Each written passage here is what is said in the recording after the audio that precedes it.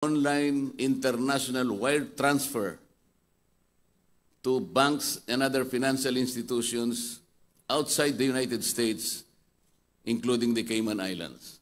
Makikita niyo po dyan na malinaw na yung dalawang deposit transactions affirmed the existence of two offshore bank accounts of COMELEC Chair George Garcia in Cayman Islands.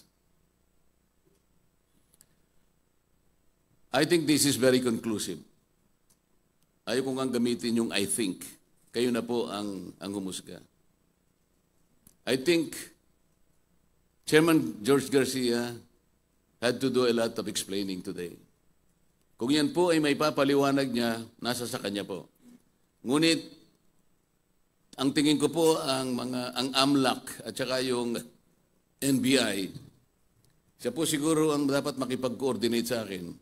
Sapagkat ako, nakakuha na ako ng initial documents that verified my initial suspicion.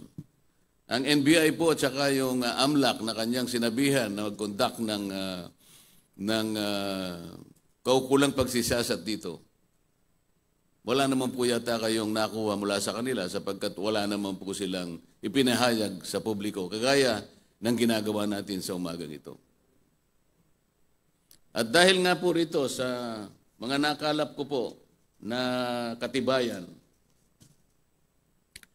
dahil medyo mahirap po, inaamin ko at magastos, ay naghain na po talaga ako ng resolution sa House of Representatives kahapon. At kung may kopya pong dala yung aking staff ay maaaring makakuha po kayo mamaya for your own reference. Kailangan pong tulungan na ako ng House of Representatives. Ito po ay isang mabigat na responsibilidad. Maaaring kayanin ko, maaaring mahirapan ako, ngunit dahil kailangan naman po nating mabilis na maayos o ma-verify lahat ang mga accounts na binabanggit natin, ay minabuti ko na po na ihain na po yung resolution para ngayon ay mapasimulan na po yung comprehensive at siguro mas malalim na pagsisiyasat tungkol sa mga nabunyag na ito ng mga informasyon. Ang pinag-uusapan po natin ay yung susunod na eleksyon. Kailangan po mapanatili yung integridad, yung kalinisan, yung katapatan ng ating eleksyon. Ito lamang po kasi ang paraan para yung mamamayan, magkaroon sila ng karapatang mapili nila yung mga tao na gusto nila na sila ang maglilingkod sa kanila.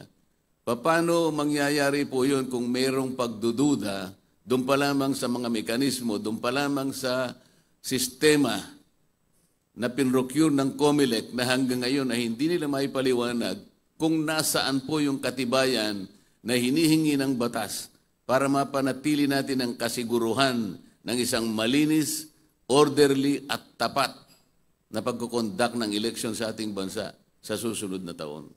Kaya yun po yung pinaka-importante. Kaya kahit na po mahirap, kahit magastos, ay pinili ko pong tahakin yung direksyon na yun. May laban ko lamang yung aking naunang pagsususpecha na may problema sa bahaging ito. At ngayon po napatunayan na natin at mapapatunayan pa po natin sa mga susunod na araw kapag kayong pong mga reports ay nakalap na natin. Magtiyaga lang po tayong maghintay ng konti sapagkat sabi ko nga sa inyo, medyo may kahirapan po ang pagsisiyasat sa mga bahagi ito. Maraming salamat po sa inyong pagdating at kung meron po kayong tanong ay pipilitin po nating sagutin. Thank you, Congressman Marcoleta. We will now open the floor for your questions. We have 2 microphones on the floor. For our media friends, kindly stand to use it. State your name and media organization before your question. Morning, Congressman Dante. Vic Sumintakop na 25. Based on your presentation, it seems that you are correct. Very conclusive, and you have already filed a House resolution to investigate the matter. So, kung mapatunayan, Congressman Dante, doon sa isasagawang House investigation, what will happen to Chairman Garcia at saka yung sistemang gagamitin sa 2025 midterm election, sir? Hindi ko pa alam kung ano mangyayari kay Chairman Garcia, but I think if we are able to verify all this information, which as of now we have verified some of this, I think Chairman Garcia should be made to account. Kung ano pa po yung mangyayari, tingnan na lamang po natin sapagkat na-file pa lamang yung resolution sa House of Representatives. Pero ang gusto ko po sanang mangyari ay maging vigilant tayo sapagkat ang sinasabi ko sa inyo ay election, isang national election na mangyayari na ito'y napaka-importante po sa bahagi ng ating demokrasya, sa bahagi ng ating democratic processes. Kaya ko lamang po nililitaw ito ngayon para ipaalam sa inyo na ang pangambang ito ay nagkaroon na po ng basis. Na ipakita ko po na yung sinabi niya na wala siyang account, ito po ay kinounter po ng dalawang dokumento na hawak ko ngayon which were generated by the Chase for Business. Ito po ay hindi mapasusubalian. So, ang tanong po ninyo, anong gagawin po natin ngayon? Ngayong napatunayan ko na po. Kasi siya sabi niya, Diyos ang aking saksi. Wala po akong account kahit isa. Dito po napatunayan, dalawa na po yung napatunayan ko na meron. Hindi isa, dalawa na po. Aktibo po itong mga ito.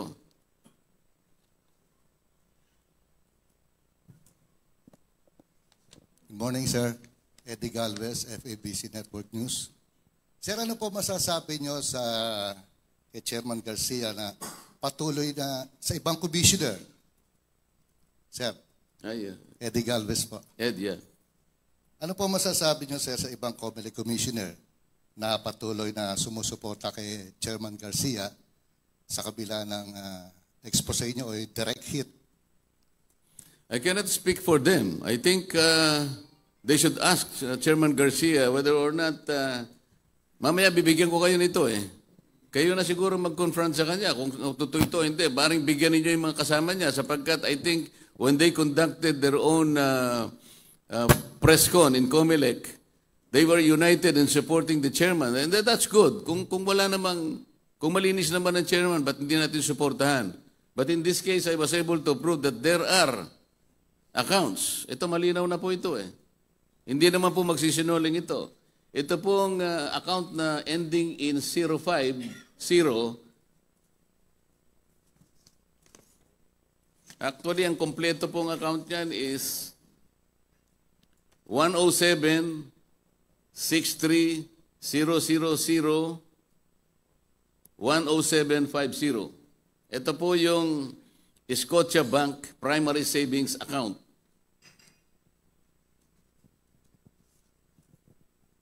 Ito namang isa na merong account ending in 8562, ang kumpletong account number, this is in Cayman National Bank. Savings account po ito with account number 400000-012-58562. Yun po yung full number ng account na ating napatunayan na existing in the name of Chairman George Garcia. Kong Dante, clarification lang. With all of these offshore bank account, tapos may napatunayan na po kayo, ito bang mga offshore account na ito ay directly connected doon sa Miro? Ulitin mo nga. Ito bang mga offshore bank account na ito na nakapangalan kay Chairman George Garcia, may connection doon sa Miro? Hindi ko pa masasabing may connection sa Miro, ngunit dahil hindi nga pinapaliwanag yung circumstances kung bakit na-procure yung services ng Miro, yung system at saka yung mga makinang gagamitin, ay matagal na nating sinasabi, lihis sa batas sapagkat ang batas ay kinakailangan magpakita muna ng katibayan na nagamit nga itong hybrid na makinang ito, nakakapaloob ba ng dalawang applications, yung DRE, ito yung Direct Recording Electronic Technology, pagsasamahin sa OMR o yung Optical Mark Recognition. So ang dalawang applications na yon gagamitin mo sa isang makina kaya ginamit na hybrid. Wala pa pong nangyaring ganito elsewhere o dito sa ating bansa. Kapag ka ganun na nangyari, lalabag po tayo sa batas sapagkat ang hinihingi ng batas dapat na gamit na ng merong katibayan at successfully used ang sabi in prior electoral processes. Hanggang ngayon po hinahanap natin ang kasagutan mula sa COMELEC, hindi naman nila binibigyan ng katibayan na nagamit na po sa ibang bansa. Sabi ko nga po sa inyo nung nakaraan, nagamit po yung DRE separate from OMR, ngunit nagkaroon pa rin ng aberya sa Congo about 45% ng voting stations. Nung ginamit naman ng OMR sa Iran, kagaya po ng mga report na nagsilabas, 70% naman po ng problema associated with voting stations ang naganap doon sa eleksyon na yon. Ngayon, kung pagsasamahin pa itong dalawang ito na hindi naman napapatibayan pa kahit saan, sino makapagsasabi na ang ating eleksyon ay magiging tapat, malinis, maayos, na siyang hinahangad ng bawat isa sa atin? Iyon ang problema eh. Kaya kahit hindi po natin mapatunayan kung saan, bakit ang patutunayan na, ang dapat nilang patunayan, saan nang galing itong mga accounts na ito, ba't nagkaroon ng maraming accounts at pagkatapos initially dininay niya at ngayon napatunayan natin, nandito. Hindi ba dapat sila ngayon ang dapat na magpaliwanag kung bakit ngayon ay sa kabila ng kanilang pagtanggi ay napatunayan natin na merong accounts? Hindi ba kayo nababahala? Ako lang ba nababahala dito? Yes, sir. Congressman. Okay. Alan Gatos po from GMA, DCWB. Puti po, no, House Resolution, yung i-file ninyo, ang binabanggit nyo, kung tama pagkakaintindi ko nina, verifikado na yung mga bank accounts, particular yung dalawa na may nakapangalan sa isang George Erwin Garcia, buti hindi ho nyo isinulong na mag-file ng impeachment laban dito kay Chairman Garcia instead na House Resolution. Pwede naman yung House impeachment. Hindi ko naman mapipigil yung ibang kasama ko. It's another way of addressing this issue. Kung gusto nila mag-file ng impeachment, nasa sa kanila yun.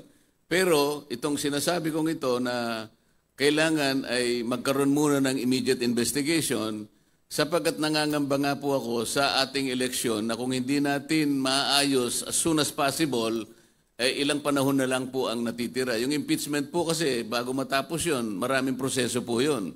Yun po ba yung uunahin natin? Hindi natin muna isasang-alang-alang yung gagawin nating elections next year. Kasi po baka kung tumagal naman, hindi natin ma-ascertain yung kaganapan o kung ano yung magiging outcome ng ating eleksyon. Kaya nga po, ang ginawa ko, resolution na lang muna para mabilis po nating matukoy ang mga binabanggit po nating mga offshore accounts na nakapagbibigay po ng alinlangan sa atin, lalong-lalo na po sa amin. Follow-up question lang po, Congressman. No?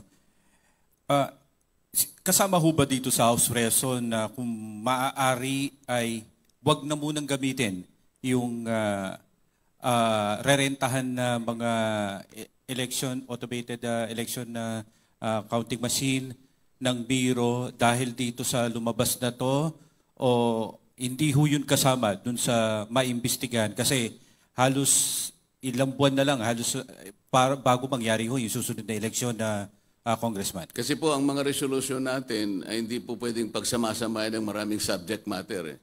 Pagdating na po siguro ng pagkakataon at saka na lang mapagtibay na kung ano yung mabilis na gawin. Kasi hindi po natin pwedeng isakripisyo ang ating eleksyon. Hindi natin dapat patagalin ang isyong ito. Dapat sana mabilisan po ito. At ang isa pang paraan dito, dahil ito pong usapin na ito nandun pa rin sa Korte Suprema, dahil meron pa pong mga motion for reconsideration ang mga partidong involved doon, kaya isa po sa inaasahan sana natin na mapabilis po ang pag-address ng problemang